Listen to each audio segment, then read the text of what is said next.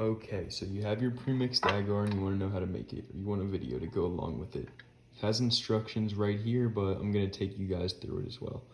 So we have 27 grams of the premix, and for each gram of the premix, it calls for 18 grams of water. So we've done the math, and we have 27 grams of premix, so that's about 490 grams of water. So we have all that mixed in together right there. So we're just gonna add our premix to the water. Try not to spill it.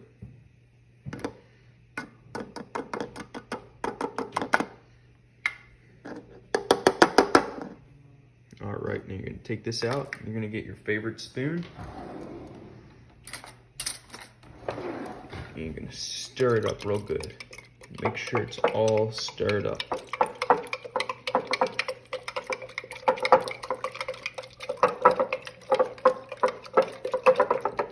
Keep stirring.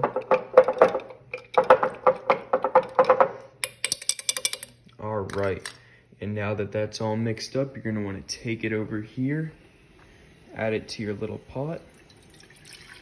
I hope my little pot holds all this water. Ooh, barely.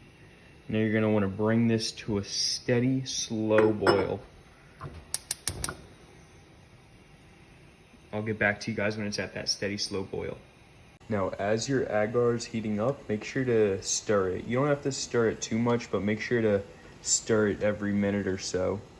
Give it a nice little stir. Try and scrape the bottom a little bit. Sometimes there'll be stuff stuck on the bottom, but if you mixed it good, I don't really get anything stuck on the bottom. So yeah, just make sure you stir it for maybe 30 seconds every minute or so. And then put the lid back on. Ooh, almost dropped my phone. Also, I'm adding 1 drop of food coloring to mine because I have potato dextrose agar. So I'm gonna add some black food coloring just so I know the difference between the two. You're gonna wanna mix this up again. I might add a little more than a drop, it just depends. Gotta see what color this turns it. Yep. Okay, and soon I'll also have a video up on how to make your own agar, like potato dextrose agar. I just have this premix video going up first to show the new people how I do it. I'm gonna add, ooh, that's probably too much, but it'll work. And we're just gonna stir this in. I'll get back to you guys when it's boiling. Okay, whenever it starts to boil like this, you're gonna wanna let it sit just like this with the lid off for about a minute to boil. And you're doing this so all the water insoluble stuff inside the agar gets dissolved. So that way your agar comes out as clear as possible. Okay, now that that has boiled for a minute, you're gonna wanna take it off the heat and you're gonna wanna pour it into whatever you're gonna be pressure cooking. So for me, I'm using a 48-ounce mason jar. And you're just gonna wanna pour that in. Make sure it doesn't overflow. And you're gonna wanna set that to the side. Take this off. And you're gonna wanna cap it. But you're not gonna wanna tighten the lid down all the way. So you're just gonna get it tight enough so that it holds the jar like that. So you do want a little wiggle room, that way the mouth of the jar doesn't get deformed and you also don't crack your jar, because that would be tragic. Now you're just gonna take this and add it to the pressure canner. All right, make sure the lid doesn't come unscrewed while you're moving it over, because that fucking sucks and it's happened to me twice before. I'm gonna slide that into the pressure canner, just like so.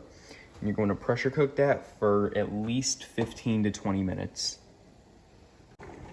And once you see that steady stream of steam going up, you want to set a timer for 10 minutes. And whenever that 10 minutes is up, you're going to want to put your 15-pound weight on it.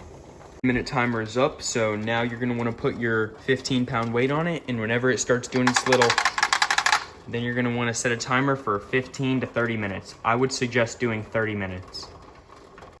Once it starts doing its thing, set a timer for 30 minutes. I'll get back to you whenever it's done. So our agar just came out of the pressure canner, and we're gonna wait about 30 minutes. All right, so it's been about 15 to 20 minutes. I was impatient, but we're now in the still air box, ready to pour the dishes. So we have the agar right there. I've sprayed everything down already. And this is probably not the best way to pour or the most common, but it's how I pour. This agar is hot as hell. All right, now I picked this up from Home Mycology. I have a paper towel that I've soaked in ethyl alcohol. Isopropyl works too. And I put that over because, all right, now I just sprayed this down with ethyl alcohol. It's just the back of a knife.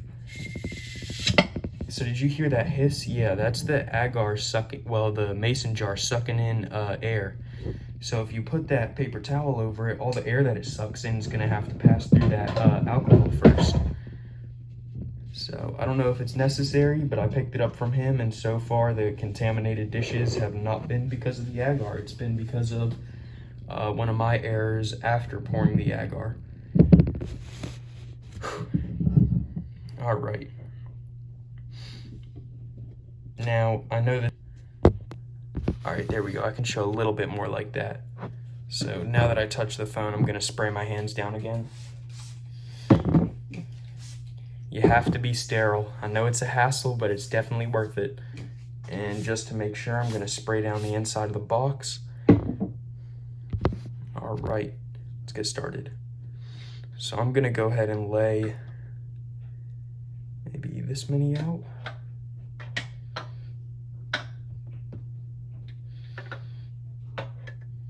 And I know you guys hate it. You hate that I'm laying them out. You hate that my hand's going over it. But it's what I do. It's how I do it. And I've had no problems with it. So I'm going to keep doing it until I start finding problems with it, or if I find a better way to do it. All right. Now I know I'm going to burn the shit out of my hand. But let's get to pouring. We start in the far back. Ooh, I poured too much. Work on your pouring technique. I'm still trying to get mine down pat. Damn, I am spilling this shit everywhere. All right. Let me go ahead and move stuff so I have a little bit more room.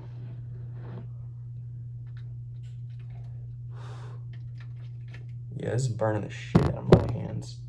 Ooh.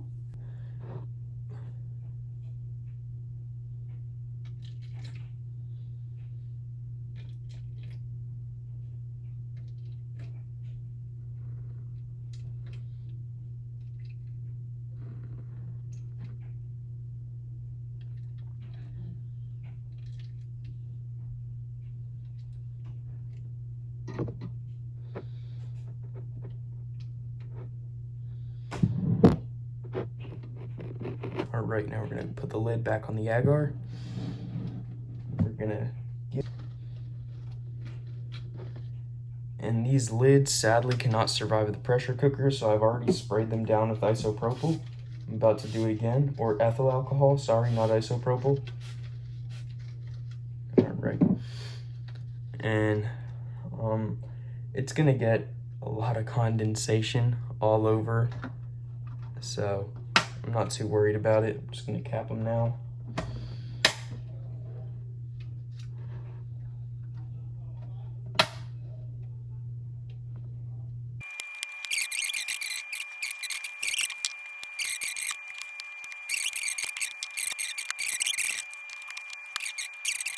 I'm gonna spray the still air box down again because I've been in and out of it. Now I'm probably using way too much ethyl alcohol, but it doesn't. All right, now since we're less than halfway full, I'm gonna try to pour every single last drop of the agar, just because if I leave even a little bit, it's just gonna harden at the bottom when I try to lid these. So I'm hoping I have enough.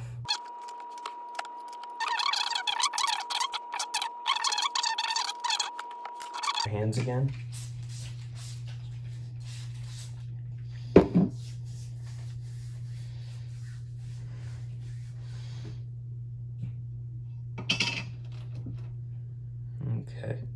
just gonna go down the lines.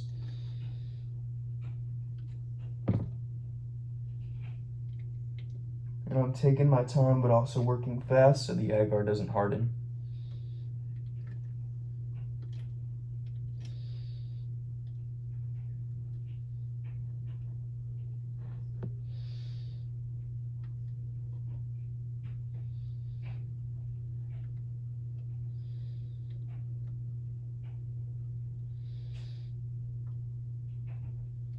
Ooh, the agar is starting to harden a little bit.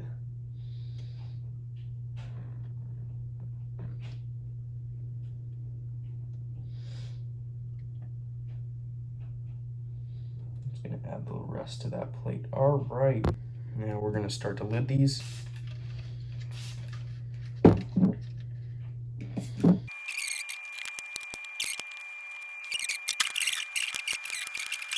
Sucks, contamination is terrible, but not as big of a deal.